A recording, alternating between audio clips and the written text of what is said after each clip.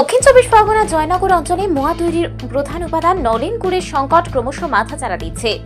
GI তকমা পাওয়ার পর জয়নগরের mower কদর যেমন বেড়েছে তেমনই বেড়েছে ওই অঞ্চলে জিরান কাঠের নলেন গুড় ও কনকচুর ধানের চাহিদা।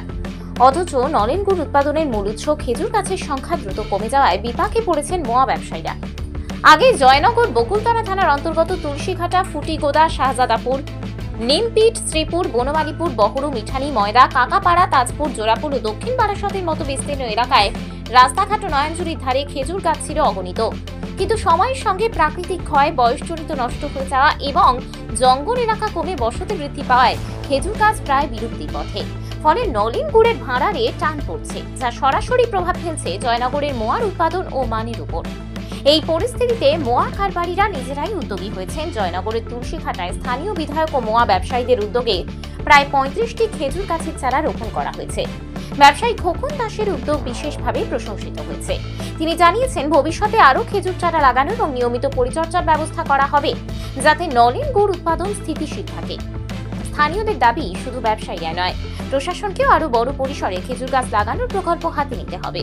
না হলে আগামী দিনে জয়নগরের পরিচিত ঐতিহ্যবাহী মোয়া গুড়ের অভাবে উৎপাদনে বড়সড় ধাক্কা খেতে পারে। জয়নগর থেকে হাসান লস্কর ও উজ্জ্বল বন্দ্যোপাধ্যায়ের রিপোর্ট, ডিএন নিউজ বাংলা। জয়নগরের মোয়া জিআই তকমা পাওয়ার পর চাহিদা বেড়েছে বিশ্ববাজারে।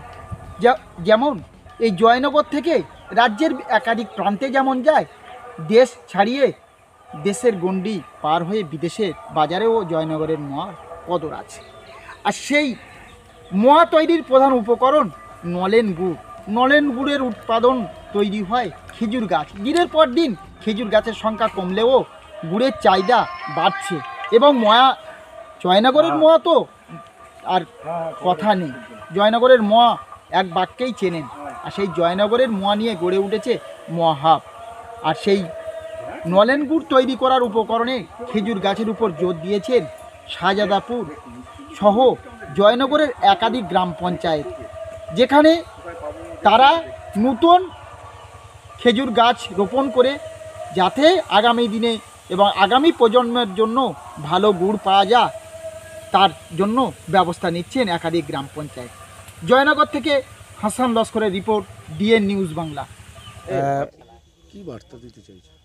মূল উদ্দেশ্য হচ্ছে কি না, এই মোয়া শিল্পটাকে বাঁচাতে হবে।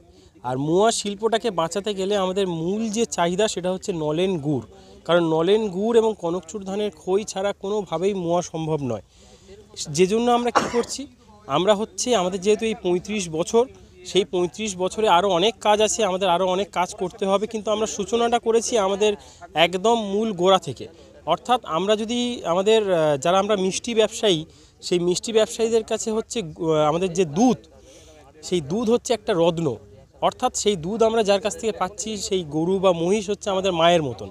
ঠিক একই রকমভাবে এই খেজুর গাছ, আমরা যারা মোয়া ব্যবসায়ী, আমাদের কাছে হচ্ছে খেজুর গাছ হচ্ছে মাতৃসম। যে কারণে আমরা কি করছি, এই খেজুর গাছকে আরও যত বাড়ানো যায়, মানে আমরা শুরু করেছি জাস্ট এই 35টা দিয়ে 35 বছর, সেই জন্যই। কিন্তু শুধু এই 35-এ থেকে থাকলেই হবে না। খেজুর গাছ দিন দিন কমে যাচ্ছে, অথচ জিআই পাওয়ার পর মোয়ার চাহিদা এখন ভারতবর্ষে তো ব্যাপকভাবে বেড়ে গেছে। এছাড়াও বিদেশেও মোয়ার চাহিদা এসছে জিআই পাওয়ার পর। তো খেজুর গাছ না হলে আমাদের এই এরিয়ার নলেন গুড়টার যে স্বাদ এবং তার গন্ধ, এটা অন্য জায়গার যে নদিয়া, মুর্শিদাবাদ এই সমস্ত যে গুড় আসে, তাতে সেই গন্ধ নেই। সুতরাং এই খেজুর গাছটা এই এরিয়ার ক্লাইমেটে যে খেজুর গাছের নলেন গুড়টা হয়, সেই গুড়টা খুবই স্বাদ এবং গন্ধে মানে প্রচণ্ডভাবে এইটাই মোয়ার জন্যে মানে আসল মানে উপাদান। তো এই গাছ কমে যাওয়ার ফলে ব্যবসায়ীরা আস্তে আস্তে নানা রকম চিন্তার মধ্যে যাচ্ছে। তা খোকনের মোয়া এই যে উদ্যোগটা নিয়েছে, বিশেষ করে খোকন এবং ওর ছেলে রাজেশ, এটা একটা ভালো উদ্যোগ। ওদের এটা 35 বছর কমপ্লিট হলো ব্যবসার। তো ওরা চাইছে যে এবছর 35টা গাছ পুঁতে এই সিজনের প্রথম সোমবার থেকে ওরা মোয়া শুরু করবে। তো সেইটা একটা ভালো বার্তা গেল। আগামী দিনে সমস্ত আমরা আশা করব আদার্স বিজনেসম্যানরাও আস্তে আস্তে এরকম যদি পুঁততে থাকে, তাহলে আবার এই জয়নগর এরিয়া 1 নম্বর এবং 2 নম্বর ব্লকে যদি শুনুন, আমাদের মোয়ের মেন জিনিস হচ্ছে কি, খেজুরের রস, মানে গুড়, নলেন গুড়। কারণ যেটা না হলে আমরা ম করতে পারবো না।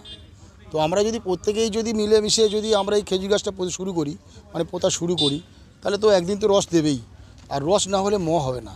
প্রথমত আমরা 1990 সাল থেকে আমার বিজনেস শুরু, আমাদের এই 4 পুরুষের ব্যবসা, মানে আমার হাতে 1990 সাল থেকে শুরু, এবার 2025 হয়ে গেল। তা আমরা দেখলাম যে 35 বছর যখন আমাদের হয়ে গেছে, তাহলে আমাদের কিছু করা উচিত। আজ থেকে 6 বছর আগে আমরা খেজুর গাছ পুঁতেছিলাম, এখন সেই গাছের এবছর রস হবে। তো যাই হোক, এবারে আমরা এই 1990 সালের থেকে 2025 আমাদের 35 বছর পূর্ণ হয়েছে। সেই হিসাবে আমরা চিন্তাভাবনা করে দেখলাম যে 35টা খেজুর গাছ বসিয়ে আমরা শুরু করি আমাদের নতুন